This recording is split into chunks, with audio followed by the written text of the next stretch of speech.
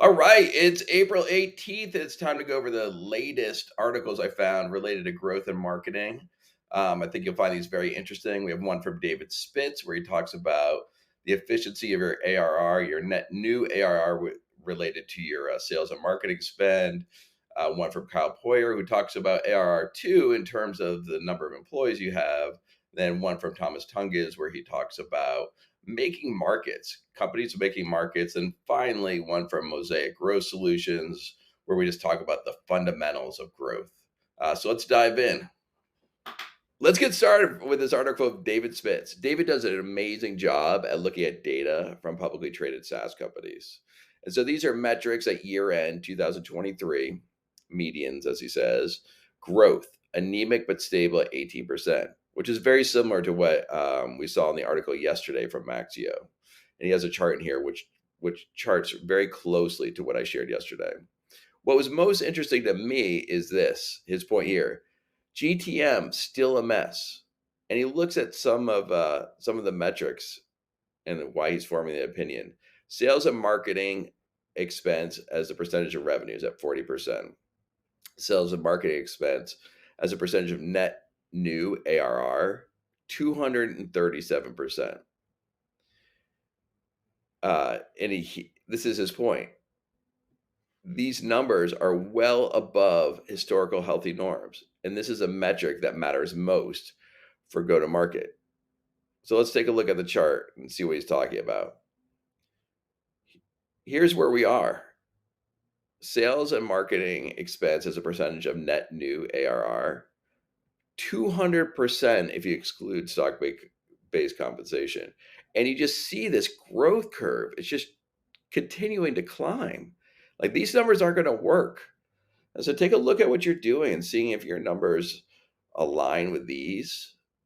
We have to, as sales and marketer, as people in sales and marketing and growth, find a way to get more efficient. And our experiences across our clients is that there is definitely efficiency out there. I mean, we've moved away from growth at all costs and really get efficient growth, but find those efficiencies. I mean, and usually making those cuts is not super painful. There's things that are just not converting to revenue. We need to eliminate them.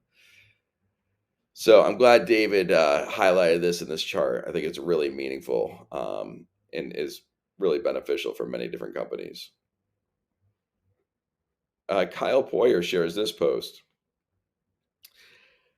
and he's really into metrics. And I think this is a great one. An increasingly important metric is shockingly simple: annual recurring revenue per full-time employee. So again, looking at ARR per full-time employee, and the reason why he thinks this is so beneficial, it's a metric you can't hide from. It's not complicated, and you can compare yourselves to others. And so he lays out some benchmarks here.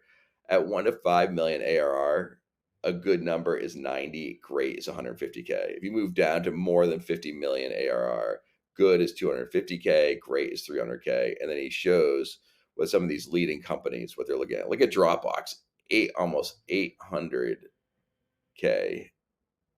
in terms of AR per FTE. I mean, that's just amazing. So, but this article also highlights an important point that I like to emphasize is you need to make sure when you're reading different suggestions, articles on LinkedIn and other channels, is that the data that you're seeing applies to your organization. Like if you're at more than 50 million ARR and you're making decisions based on something that was written up for companies at 1 to 5 million ARR, you're going to make mistakes. You're like, hey, I read that a great ARR per FTE is 150K. No, you're not. You're performing very poorly, and vice versa. You just need to make sure that the data you're looking at is meaningful to your organization.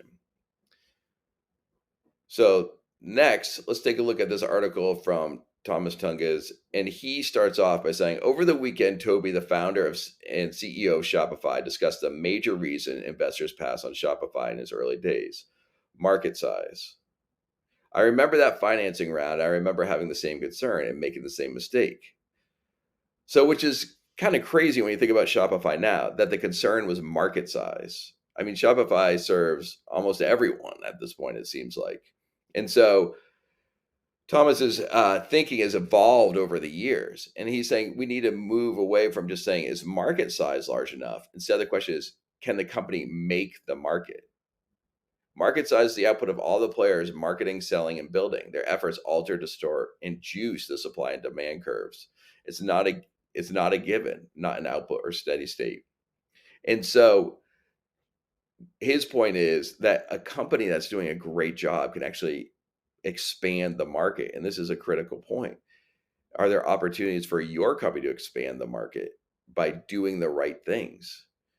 And he says, when often it's startups that engender the demand, change the market dynamics, and make markets massive by taking risk with products. When done right, these founders can create category defining businesses like Shopify, which is now worth 90 billion.